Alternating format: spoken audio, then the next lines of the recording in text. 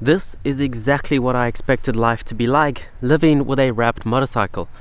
Nothing but endless bubbles and pulling back areas.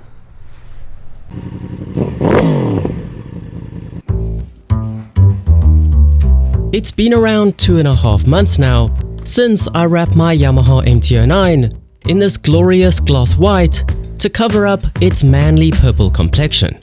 And I'd be lying if I said that I didn't have any worries prior to wrapping it about day-to-day activities, like washing it, polishing it, filming it, and the odd accidental fuel splashes.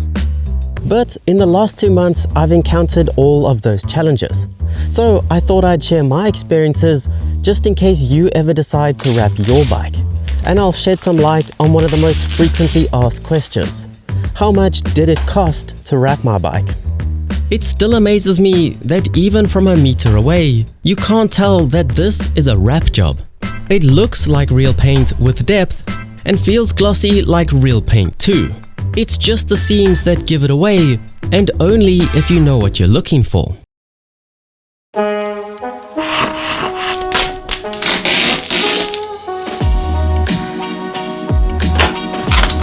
Spilling a few droplets of fuel onto your tank is never a good idea, and always results in the ride of shame when leaving the fuel station. But it's something every biker has done at some point or another, right? Please tell me I'm not alone here. And as much as I don't want to damage real paint, in my mind, it could be a lot worse spilling fuel onto a wrap. I mean, will it melt? Will it burn a hole in it? Will it leave a permanent smudge? So as a result, I've been extra careful when filling up my wrapped tank. But now it's time to do some science. Simple biker science.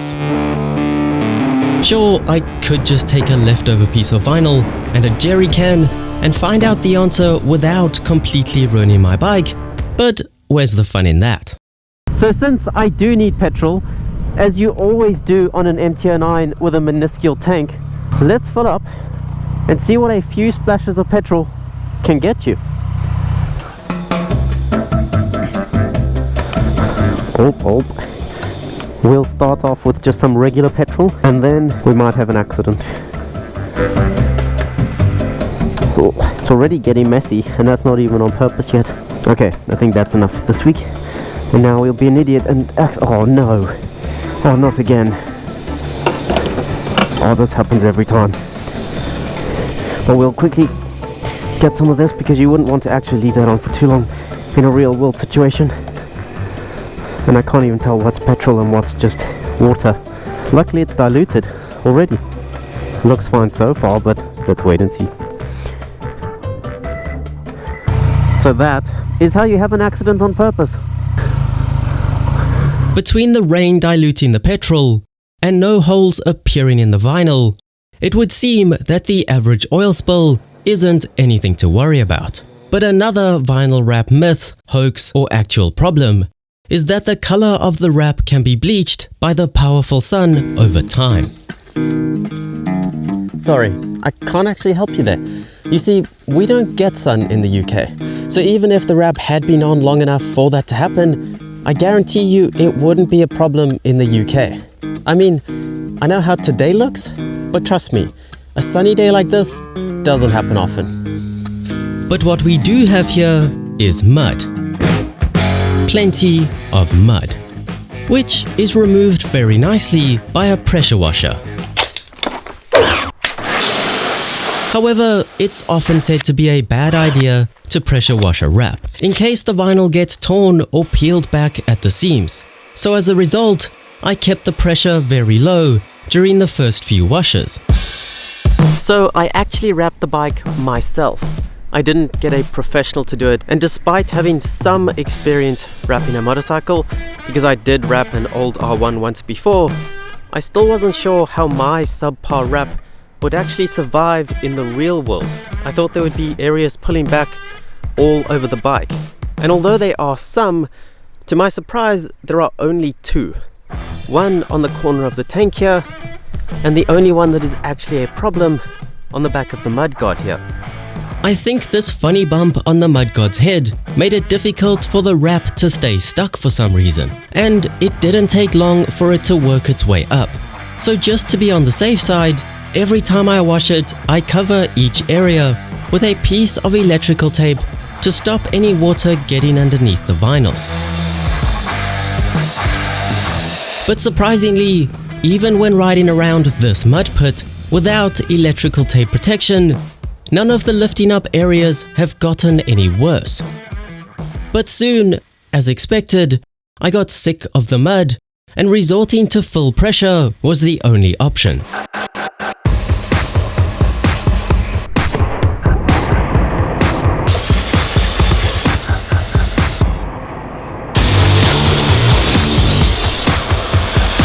Despite my best efforts and near full pressure, I couldn't seem to do any damage.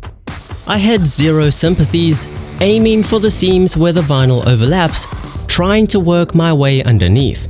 But I didn't even seem to tickle it. All I got out of my pressure-crazed riot was a clean motorcycle, which was oddly unsatisfying. My favorite GoPro mount to use when making these videos is the suction cup. It's a super easy way to get just about any angle you want.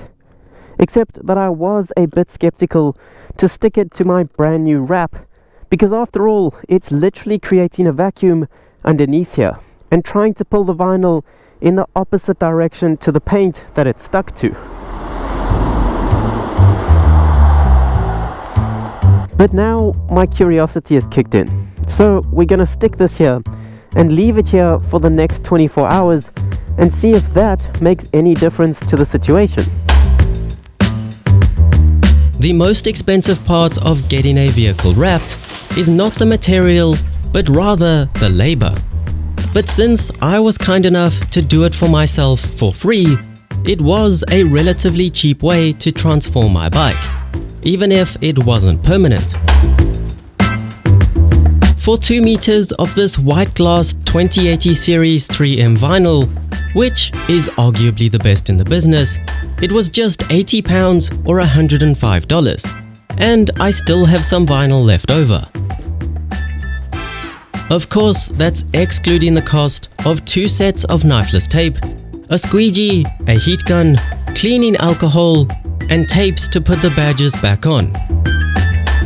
So all in, it's more like... But luckily, I already had some of those ingredients lying around. Okay, so this really has been stuck here for 24 hours now, and from the outside it looks perfectly fine. It looks the same way as it did when I left it. But surely 24 hours of constant sucking and a constant vacuum has to have done something to a delicate little wrap. But let's see. There's a ring, but that's just dirt. That's kind of disappointing, but kind of a relief. But all it means is I should have been using the suction cup this entire time, and my life would have been much easier. I also made sure to put an abundance of tank protection on so that my belt and jeans didn't have the chance to damage anything. However, the areas that are still sticking out show a tiny bit of rubbing on the seams. So since you can supposedly polish vinyl, I thought it was worth trying to polish out these few scratches to see if it is actually possible. And besides feeling like an idiot polishing a giant sticker with no real paint inside, it seemed to have the same effect as wax on real paint and cleaned up the scratches a bit. So if polishing your bike is therapeutic for you, don't worry about that being lost with a wrap. So there you have it.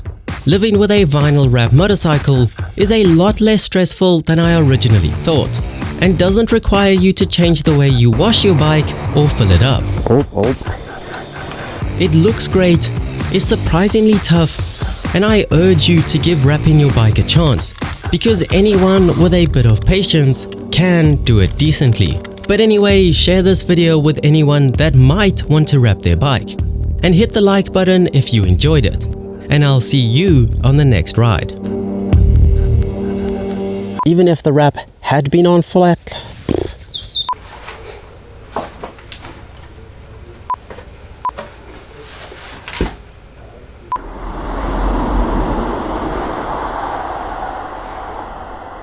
well, that's that then.